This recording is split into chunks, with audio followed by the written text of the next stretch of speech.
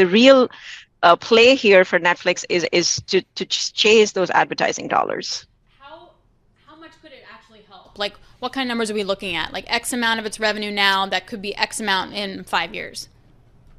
So right now the revenue is de minimis, right? They launched the advertising tier in November of 2022, kind of had a really slow start.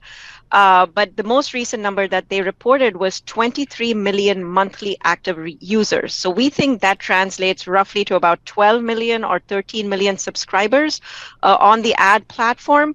Ultimately, what we want to be able to see for scale, we know that Amazon Prime is actually launching, I think just in a few days, they're kind of launching video ads on Prime Video. And the audience right off the bat that they've kind of cited to advertisers is 115 million. So what you really kind of want to see is 50 million, 100 million. That is really kind of the captive audience, the critical mass that we're looking for. In terms of how much can advertising potentially be, so right now Netflix is about a $35-40 billion business. I think if it takes off in a big way, probably in the next 2 years, I wouldn't be surprised if advertising made up about 10 to 15% of Netflix's revenue.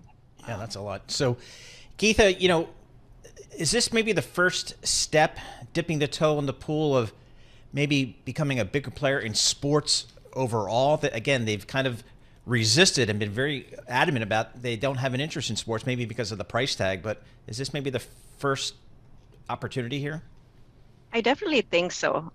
Yes, they have spoken about the price tag. Again, this is, definitely a hefty price tag. It's $5 billion over a span of 10 years. So they're spending 500 million a year. But again, they're not necessarily betting the farm, right? Because if we wanted to see Netflix do something transformative, it would have to be like maybe buying a gaming studio, which would be upwards of, 15, 20, $30 billion, or maybe just buying a film studio, again, which would be a huge price tag.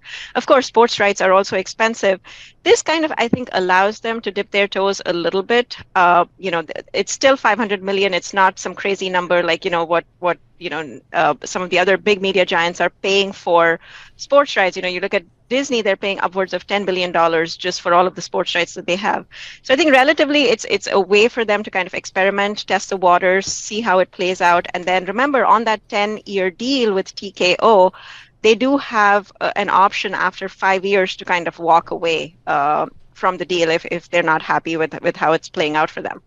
But still, I mean, for TKO, like it's kind of double what they were getting with regular cable. So how much is the content spend concern worth to the share price of Netflix?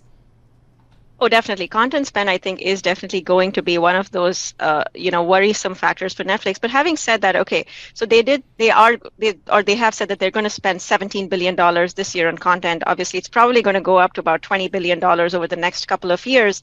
But then look at their free cash flow profile. They're throwing out $6.5 billion in free cash flow in 2023. That probably goes to about $10 billion in the next few years. So they do have a lot of cash at their disposal. They did say that they're going to buy back shares, but we also want to see them invest in their business. And so this is a great way that they're investing in their business. Ultimately, I think to build up their advertising business, it's not just content. They're going to have to invest in their tech stack, in their ad tech stack a little bit more, to kind of really get more traction and more scale.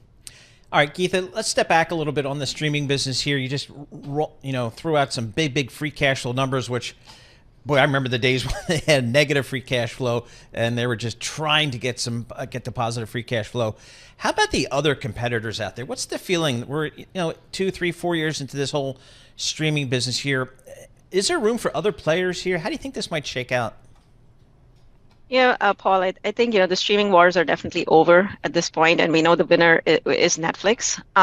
They've just completely decimated the competition, if you will, whether it's in terms of subscriber growth, but more importantly, subscriber growth doesn't really, it's important, but it's not the be all and the end all. What the street is really focused now on is the financial side of things, is the profitability metrics, and Netflix has kind of absolutely blown it out of the park.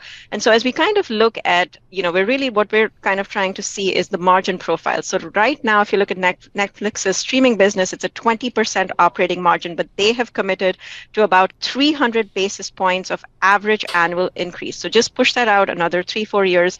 Very soon, we could be seeing upwards of 30% operating margins. Can any of the other players like a Disney, like a Warner Brothers Discovery replicate that?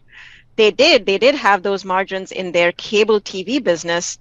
Unfortunately, in the streaming business, it's going to be a really, really long haul. We do think that they could potentially maybe get to, 10%, 15%, but it's going to take them a very, very long time. And who knows how the whole landscape is going to shift by that time.